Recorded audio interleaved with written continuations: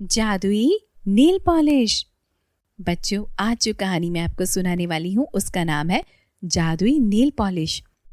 ढोलकपुर नाम के एक गांव में अंकिता नाम की एक लड़की हंसी खुशी अपने माता पिता के साथ रहती थी। तभी एक दिन अचानक वहां पर भूकंप आ जाता है, जिसमें गांव के कई लोगों की मौत हो जाती है। उन लोगों में अंकिता के माता पिता भी थे, जिससे कि उनकी भी भूकंप में मौत हो जाती है। अंकिता की भूकंप में मौत तो नहीं होती, लेकिन उसका एक हाथ हमेशा हमेशा के लिए खराब हो जाता है। अंकिता के माता पिता की मौत की खबर सुनकर उसकी चाचा जी वहां पर आ जाते हैं और अंकिता को अपने साथ हमेशा हमेशा के लिए खुद के घर लेकर चले जाते हैं। कुछ दिनों तक तो अंकिता की चाची नताशा उससे बहुत ज्यादा प्यार से बात किया करती थी, लेकिन धीरे धीरे वो अपनी असलियत पर आ जाती है। अब जब भी अंकिता के चाचा जी घर पे नहीं होते थे तो पीछे से उसकी चाची नताशा उसे बहुत ज्यादा जली कटी सुनाया करती थी और घर के सारे काम भी उससे करवाती थी। अंकिता बेचारी अपने एक हाथ से जैसे तैसे घर का सारा काम किया करती थी। एक दिन नताशा गुस्से से अंकिता को कहती है, ए अंकिता की बच्ची, सुन, आज मेरी सहेली यहाँ पर आने वाली है मुझसे मिलने के लिए, इसलिए जल्दी से सारा स्वादिष्ट खाना बना दे। चाची जी, आपको तो पता है ना कि मेरा एक हाथ काम नहीं करता है, इसलिए मुझे काम करने में बहुत ज़्यादा वक्त लग जाता है। मैं जल्दी से स्वादिष्ट खाना नहीं बना पाऊंगी, मुझे इसके लिए थोड़ा टाइम चाहिए। ये सब मुझे नहीं पता, तू 2 घंटे में सारा का सारा खाना तैयार कर दे।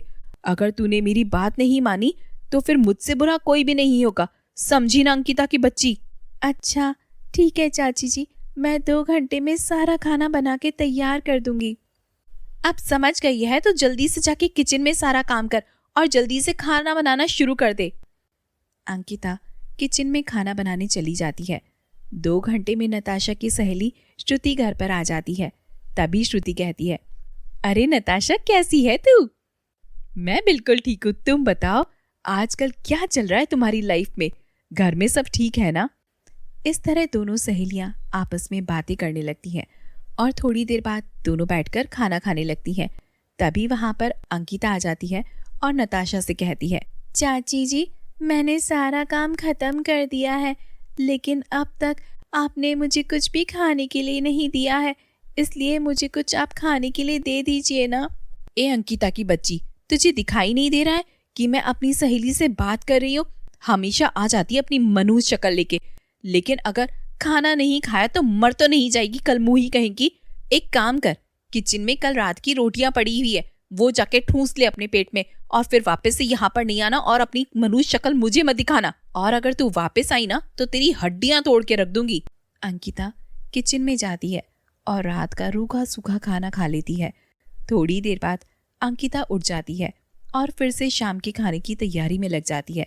तभी काम करते करते अंकिता दोनों सहेलियों की बातें सुन लेती है, जिसमें श्रुति नताशा को कहती है, अरे नताशा, तुझे एक बात बताऊं मैं, मेरे गांव में मॉडलिंग की प्रतियोगिता हो रही है और जो भी जीतने वाला है उसे 5 लाख रुपए मिलेंगे।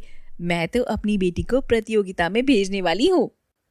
अरे ये तो बहुत अच्छी बात है श्रुति, बहुत ही अच्छी बात है। मुझे पूरा विश्वास है कि तेरी बेटी ही जीतेगी।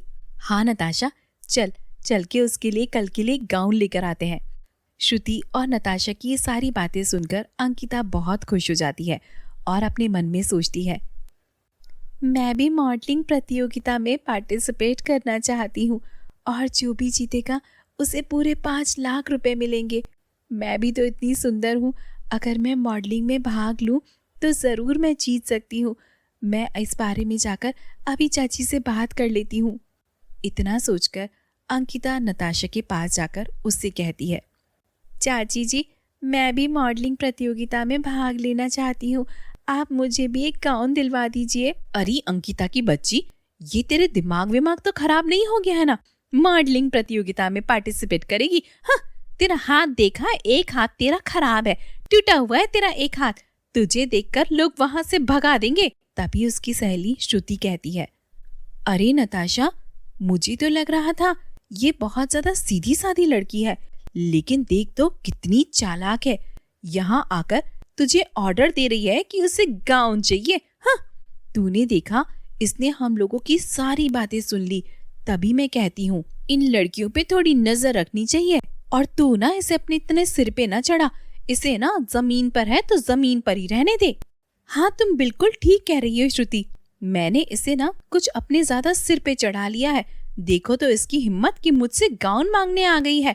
अरे वैसे भी अपने टूटे हाथ के कारण ये पूरी जिंदगी मेरे सिर पर बैठी रहेगी और अब चली है मॉडलिंग करने। इसकी तो अक्ल मैं ठिकाने लगा कर ही रहूंगी। चल निकल यहाँ से, बड़ी आई मॉडलिंग करने वाली। यार चल नताशा, इसकी बातों पर ना इतना दिमाग मत खराब कर। चल हम दोनों ना शॉपिंग करके आते हैं। इतना बोलकर दोनों शॉपिंग करने चली जाती हैं। दोनों के जाने के बाद अंकिता घर का सारा काम करती है और फिर एक जमीन पर बैठकर जोर जोर से रोने लगती है। मम्मी पापा, आप दोनों के जाने के बाद चाची मुझे बहुत ज्यादा मारती है, मुझसे बहुत ज्यादा घर का काम कराती है। मैं बहुत ज्यादा अकेली हो गई हूँ। आप दोनों के जाने के बाद मैंने एक भी मिनट चैन की सांस नहीं ली है। मैं एक हाथ से पूरे घर का काम करती हूँ और फिर भी चाची जी को मुझ पर बिल्कुल भी तरस नहीं आता। भला ऐसे जीवन का मैं क्या करूँ? ऐसे जीवन का क्या मतलब है? ये सब बोलकर अंकिता बहुत जोर जोर से रोने लगती है। तभी एक परी वहां से गुजर रही होती है और ये सब सुनकर वो अंकिता के पास आती है। अरे बेटी, तुम रो मत। अब मुझे तुम्हारे बारे में सब कुछ पता चल गया है, इसलिए मैं सब कुछ ठीक करने के लिए यहाँ पर आई हूँ। आप कौन है? मैं परी रानी हूँ। पृथ्वी लोक की डायन ने मेरे परी लोक को परेशान करके रखा था, इसलिए मैं पृथ्वी लोक से उन सबको खत्म करके वापस परी लोक जा रही हूँ। और फिर मैंने तुम्हारे रोने की आवाज सुनी, इसलिए मैं यहाँ पर आ गई। अच्छा, लेकिन आप मेरी मदद कैसे कर सकती है? ये लो एक जादुई नील पेंट। इस जादुई नील पॉलिश को मैंने अपनी सारी शक्तियों को मिलाकर बनाया है, जिसको लगाने के बाद में तुम्हारा हाथ पूरी तरह से ठीक हो जाएगा और तुम जो भी चाहो इससे मांग सकती हो। ये सुनकर अंकिता बहुत ज्यादा खुश होती है और रानी परी से जादुई नील पॉलिश ले लेती है।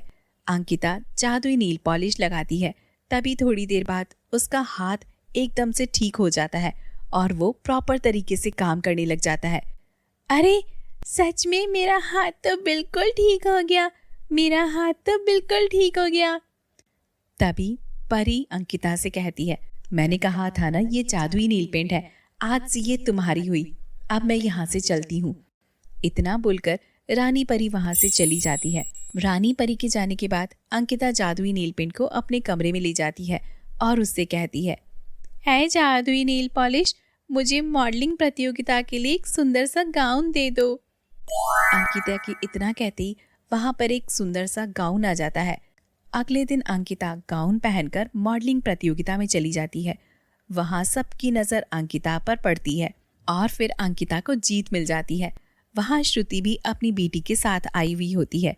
अंकिता को देखकर श्रुति नताशा से कहती है, अरे नताशा, तूने तो इसे यहाँ पर आने के लिए मना किया था, फिर भी यहाँ पर आ गई। इसकी वजह से मेरी बेटी जीत नहीं पाई और इसलिए मेरी बेटी के सारे सपने चूर चूर हो गए हैं। हाँ श्रुति, लेकिन तू चिंता मत कर। यहाँ से जाने के बाद मैं इसे ऐसा सबक सिखाऊंगी कि जिंदगी भर याद रखेगी।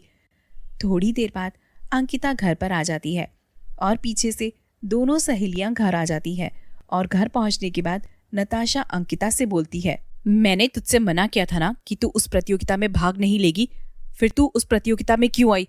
और ये गाउन तूने कहाँ से लिया? बता मुझे। कल मोही कहेंगी मैंने जो तुझसे सवाल पूछा है उसका जवाब पहले दे तू।